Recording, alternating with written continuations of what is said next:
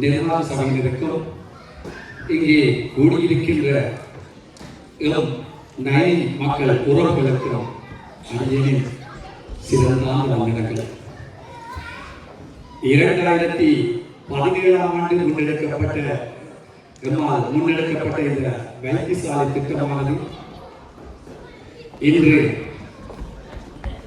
2025 ஆண்டு இங்கே குறிப்பிட்டது போல் 12/7/2025 அன்று ஆம்பிகையினுடைய பூங்காவனத்தின் அடுத்த நாள் திறப்பு விழா செய்வதற்கான வேலைப்பாடுகள் மிகவும் உன்னதமான நிலையிலே நடைபெற்றுக் கொண்டிருக்கின்றன. 2017 ஆண்டு எடுக்கப்பட்ட இந்த திட்டம் சில காலங்கள் நீடித்தமை நாங்கள் ஏற்றுக்கொள்கின்றோம். அதற்குரிய சில காரணிகள் நிச்சயமாக இருக்கின்றது. எனவே இந்த அழகான மாலை பொழுதிலே ஓரிரு நிமிடங்கள் எனக்காக இங்கே தந்தமைக்கு மிகவும் நன்றி. ஏனென்றால் சில விடயங்களை உங்களுக்கு விளங்கப்படுத்த வேண்டியது எங்களுடைய கடமை. அந்த நிலையிலே 2017 ஆண்டு நம்மால் கேட்கப்பட்ட நன்கொடையானது 2018 ஆண்டு ஆகஸ்ட் மாதம் வரை 1 வருடங்கள் கிட்டத்தட்ட இழுத்தன மக்களிடம் பணம் சேர்ப்பதற்கு. அதற்காக அனைத்து உலகத்தில் உள்ள 9வது அபிவிருத்தி கழகங்கள் நம்மோடு கடன் கொடுத்தன.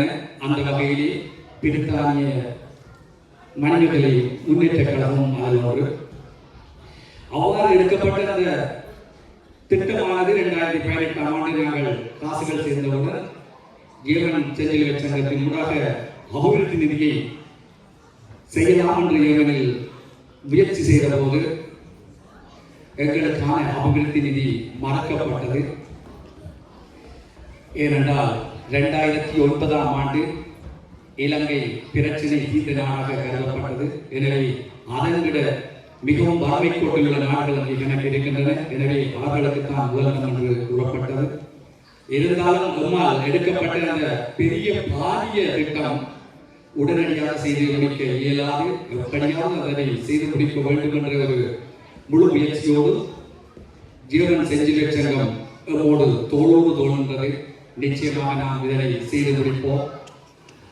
அந்த காலகட்டத்திலே 2019 இலங்கையிலே குண்டுவெடிப்பு ஏற்பட்டது. அதனால் சில காலங்கள் எழுதப்பட்டன. அங்கிருந்து மதிப்பீடுகள் எடுக்கப்பட்டன. உங்களுக்கு தெரியும், மதிப்பீடுகள் எடுக்கின்ற போது அங்கிருந்து வர மதிப்பீடுகள் இங்கே வருகின்ற காலகட்டத்திலே அவர்களுடைய பொருளாதார தளர்வுகளினால் மதிப்பீடு கூடி குறைகின்றது. இவர்கள் அக்ரிமெண்ட், அதாவது உடன்படிக்கை கைச்சாத்திடப்பட்ட நிலையிலே இலங்கை செஞ்சிலுவை செய்ய சொல்லும் இந்த காசுக்கு நாங்கள் இதனை செய்ய முடியாது, இப்போதைகள் மாறிவிட்டன. இவ்வாறு 5 தடவைகள் மதிப்பீடுகள் எடுக்கப்பட்டன. கொரோனா காலங்களிடையே வந்தன. பல எதிர்ப்புகள் வந்தன. பல காசுகளை திரும்பி கேட்டார்கள். அது சுலபமான இலகுவான விஷயம் அல்ல. காசுகளை திரும்பி கொடுப்பது எவ்வளவு பெரிய எங்களுடைய திட்டங்கள் எங்கோ சென்றுவிட்டது.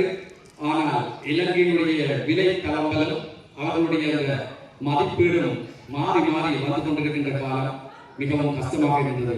நீங்கள் நிச்சயமாக யோசித்து பார்க்க வேண்டும். நாங்கள் ஜீவனிலே செஞ்சிலுவை சங்கங்களையும் நினைக்க வேண்டும். உலகில் உள்ள அனைத்து தமிழ் மாநிலங்களையும் நினைக்க வேண்டும். மக்களையும் நினைக்க வேண்டும். இலங்கையில் உள்ள செஞ்சிலுவை சங்கத்தையும் நினைக்க வேண்டும். யாழ்ப்பாணத்தையும் நினைக்க வேண்டும். இலங்கை வடமாகாண சுகாதார பணிகளை, வடமாகாண கட்டிடங்கள் நினைக்கணும். அத்தோடு இலங்கை கடற்படையினர், இவ்வாறு பல பல நிறுவனங்கள், பல பல தொடர்புகளை நாங்கள் ஏற்படுத்தி அனைத்தையும் கொண்டு வந்து நயனாரில் சேர்க்க வேண்டுமாக இருந்தால் எவ்வளவு கஷ்டம் என்பதை நிச்சயமாக நீங்கள் புரிந்து கொள்வீர்கள்.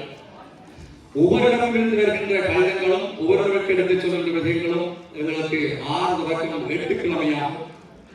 இவ்வளவு கஷ்டப்பட்டு நான் நினைக்கின்றேன், நயனாதி மக்களால் ஒரு வைத்தியசாலை கட்டப்பட்டது என்றால் எமது தீவு பகுதியிலே அதை நயனாதி மக்களுக்கு ஒரு பெருமையாகத்தான் இருக்கும். மற்ற இடங்களில் அரசாங்கம் தான் செய்கிறார்கள். எனவே அதற்காகத்தான் அந்த காலங்கள் நீடிக்கப்பட்டது தவிர வேறு எந்தவித காரணங்களும் இல்லை. நிச்சயமாக நீங்கள் வந்த அந்த பணம் அங்கே கட்டிடமாக அமைந்து கொண்டிருப்பதை காண்கிறீர்கள். 12ஆம் தேதி 7ஆம் மாசத்துக்கு இடையில் அனைத்தும் முடிக்க வேண்டும் என்பதற்காக இலங்கை கடற்படையினர் மிகவும் தரமான வேலைகளை செய்து கொண்டிருக்கின்றார்கள். ஒவ்வொரு பொருட்களும் கட்டுமான பொருட்கள் ஒவ்வொன்றும் மிகவும் பரிசீலனை செய்யப்பட்டு தரமான பொருட்கள் தான் எடுக்கப்படுகின்றன. அப்படி இல்லையென்றால் ரிஜெக்ட் பண்ணி அதை திருப்பி அனுப்பிவிடுவார்கள். யாழ்ப்பாணத்தில் இருந்து செக் பண்ணி செய்யப்படுகின்றது. சுகாதார திணைக்களம் மிகவும் ஒற்றுமையாக இருக்கின்றது. கட்டிட திணைக்களங்கள் 3 கட்டிட திணைக்களங்கள், யாழ்ப்பாண செஞ்சிலுவை சங்கம், வடமாகாண சுகாதார திணைக்களம் 3 பேர்களுடைய கொண்டோடு உள்ளே இந்த வைத்தியசாலை கட்டப்பட்டுக் கொண்டிருக்கின்றது. ஒரு காலத்தில் 2 மாடிகள் கட்டக்கூடியதாகவே நாங்கள் அதனை செய்திருக்கின்றோம். இடப்பற்றாக்குறை அல்லது இடத்தேவைகள் வருகின்ற போது அது 2 மாடியாக அமையும்.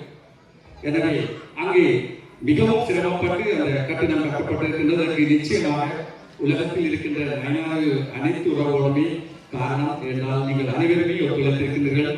இது எங்களுடைய வெற்றி அல்ல, இது உங்கள் அனைவருடைய வெற்றி.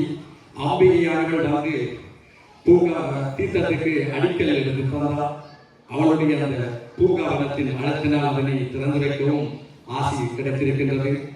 எனவே அன்பானவர்களே, என்று மகிழ்ச்சியுடன் அறிவித்திருக்கின்றோம். 2வது தடவையாக பிரித்தானிய மண்ணிலே எனக்கு இந்த சந்தர்ப்பத்தை தந்து உங்களை இந்த ப்ரொஜெக்டை பற்றி விளங்கப்படுத்துவதற்கு சந்தர்ப்பத்தை தந்த இந்த பிரித்தானிய மன்றத்திற்கு மனமார்ந்த நன்றிகளை தெரிவித்துக் கொண்டு, வரக்கூடியவர்கள் அங்கே வருகிறது.